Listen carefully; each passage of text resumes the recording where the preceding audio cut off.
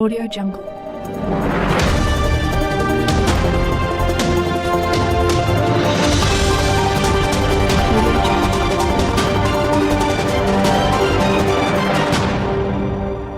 کتونکو تاسو ته معلومه ده چې نن د دسمبر 3 نیټه ده او په دغه 3 نیټه باندې د دسمبر په ټوله دنیا کې د مازورانو عالمي ورځ یعنی نړیواله ورځ نمانځل کیږي.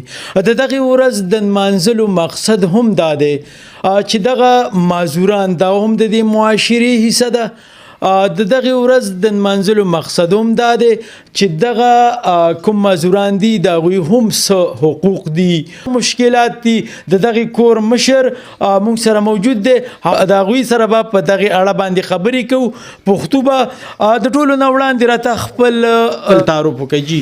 بسم الله الرحمن الرحیم. زما نوم مومن دی او دا د کمال علاقه چې دا شب قدر پیر قلاده جی و بچی دی، زما شپږ می بچی دی او یو میرور دی او دا چې کوم دي ټول معذور دي او بس د الله سره ته پراته دي. جنو ډیر جی مشکلات خو ډیر زیات دي، خو زه بتاته سودا سه وړاندې کوم چې هغه د پګوت شي دي خلکو ته.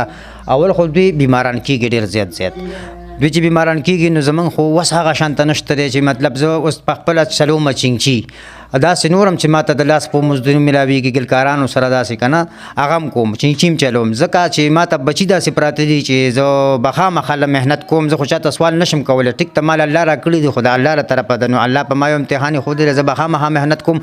نو دوی تکلیفونه بیل دا دي چې د کې دا کم عمر چې کم دي تقریبا یو سلور پکې کم عمر دی عمرونه کم دي. باقاعده دی ډیر خلک وایي چې علاج کیږي خو زمونږ هغه وس نشته چې دوی علاج وکړو. ځکه نشته چې زه یو چینچی ډرایور به ماښام له 100 روپۍ ګټي، تیلو له به یې ګټي، کو بچو له به رزق راوړي، ګرانه ده. ځکه چې دا سلور چې کوم دي د علاج په هر ځای کې ممکن دی. ډیرو خلکو داسې ویلي خود نه پیسو د لاسه پاتې دی. ولې پاتې دی چې زمونږ غریبي ده ته ویلی دی. هغه نظر وکړئ تاسو، هغه مطابق تاسو چې دوی کوم حقوق دي ماهانه وظیفه ورکوئ. دا ټیک تاسو د خپلو بازارو نه داسې په دې معاشره کې داسې نور ډیر زیات دي. دا دنیا د خدای معذوره دي، په زرونو دي، په لکونو ته رسېدلي دي، خو دا ټول د قشان غریبانان پراته دي. زه دا مهرباني دی وکړي، زه صوبایي حکومت ته وفاقي حکومت ته د دواړو ته درخواست کوم چې مهرباني وکړئ دا نظر انداز کوئ، مو د الله نه ویریږئ. بیت المال خو چې کوم دی په پاکستان کې زه هم ګینې بیخي هسې هغه دغه اداره د ناستې صرف په دفتر کې ځکه ناست چې زموږ څو پیرې ورغلي داسې فارمونه جمع کوو بس پته نه لګېږي.